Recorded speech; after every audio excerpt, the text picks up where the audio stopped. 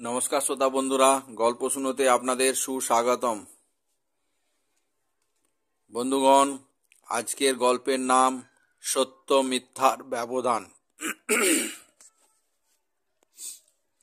নমস্কার শ্রোতা বন্ধুরা, গল্প শুনোতে আপনাদের সুস্বাগতম। বন্ধুগণ, আজকের গল্পের নাম সত্য মিথ্যার ব্যবধান।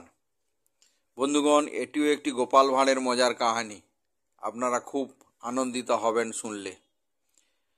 আর শুরু করার আগে আপনাদের কাছে অনুরোধ, যদি এখনও গল্প শুনোর সদস্য না হয়ে থাকেন তাহলে আজই চ্যানেলটি সাবস্ক্রাইব করে বেল আইকনটি ক্লিক করুন। তাহলে প্রত্যেকটি গল্পের নোটিফিকেশান সবার আগে আপনাদের কাছে পৌঁছে যাবে। এবার তাহলে শুরু করা যাক। একদিন গ্রীষ্মকালের স্নিগ্ধ মধুর প্রভাতে বায়ু সেবনের জন্য গোপালকে সঙ্গে নিয়ে রাজা কৃষ্ণচন্দ্র প্রাতঃভ্রমণে বেরিয়েছিলেন। অনেক দূর পর্যন্ত কথা বলতে বলতে চলে গিয়েছিলেন তারা। ফেরার সময় বেশ রৌদ্র উঠল এবং আবার অসহ্য গরম পড়ে গেল। রাজা কৃষ্ণচন্দ্র বললেন, উফ, বড্ড গরম লাগছে গোপাল। অনেক বেলা হয়ে গেছে। তুমি এক কাজ করো, তুমি আমার ভারী জামাটা কাঁধে নেবে? জি আজ্ঞে। গোপাল রাজা কৃষ্ণচন্দ্র সেই জামাটা কাঁধে ফেলে ফের ধীরে ধীরে চলতে লাগলেন। অনেকটা দূর গিয়ে রাজা কৃষ্ণচন্দ্র একবার মুখ ফিরিয়ে গোপালকে প্রশ্ন করলেন, খুব ভারী মনে হচ্ছে? নিশ্চয়ই তোমার কষ্ট হচ্ছে গোপাল। এই বোঝা কতটা ভারী হবে বলো তো? গোপাল জবাব দিলেন, তা মহারাজ ধরুন একটা গাধার বোঝা হবে বই কি। রাজা কৃষ্ণচন্দ্র স্তব্ধ হয়ে গোপালের দিকে তাকিয়ে রইল। তারপর পথ চলতে লাগলেন আবার এবং রাজ দরবারে পৌঁছে গেলেন।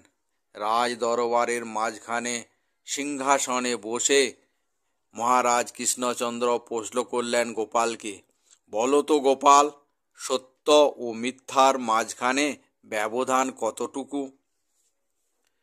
এই কথা শুনে সবাই চুপ। গোপাল এদিক ওদিক তাকিয়ে পরিষ্কার কণ্ঠে জবাব দিলেন, মাত্র 4 ইঞ্চি হুজুর। এর বেশি কোনো মতেই হতে পারে না। 4 ইঞ্চি? রাজা কৃষ্ণচন্দ্র জবাব দিলেন এবং অবাক হয়ে গোপালের দিকে দেখতে লাগলেন। তিনি বললেন, সে কি কথা গোপাল, তুমি ঠিক বলছো তো? গোপাল আবার বলল, মহারাজ, হ্যাঁ, আমি সত্যই বলছি, মাত্র 4 ইঞ্চি। আমার 2 চোখে যা দেখে তা সত্য, কিন্তু 2 কানে যা শুনি তা অনেক সময় সত্য নয়, অনেক সময় মিথ্যাও হয়। চোখ দিয়ে দেখা এবং কান দিয়ে শোনা, এই 2-এর মধ্যে ব্যবধান 4 ইঞ্চি, এর বেশি নয় মহারাজ। তাই সত্য ও মিথ্যার পার্থক্যও ততটুকুই। জবাব শুনে রাজা কৃষ্ণচন্দ্রর মুখ প্রফুল্ল হয়ে উঠল আনন্দে।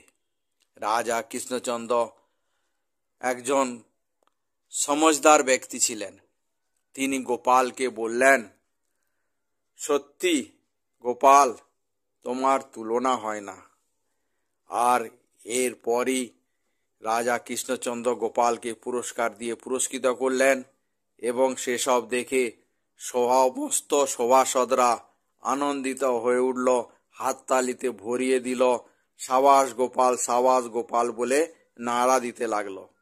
কিন্তু দেখা গেল যে মন্ত্রীমশাই মোটেই খুশি নন।